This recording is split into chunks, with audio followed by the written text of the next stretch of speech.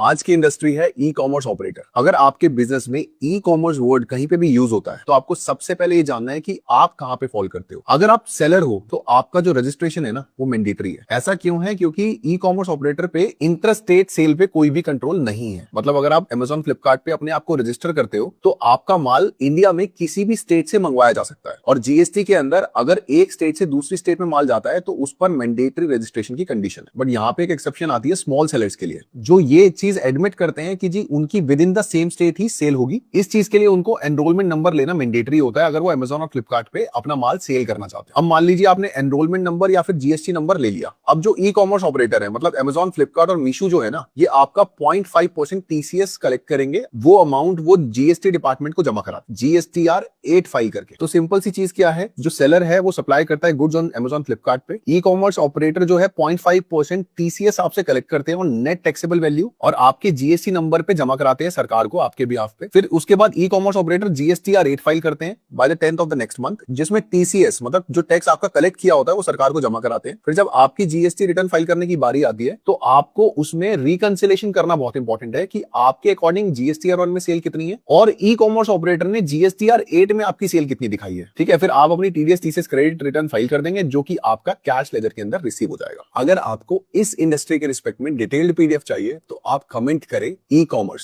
Follow कीजिए GST गाय को ऐसी और वीडियोस के।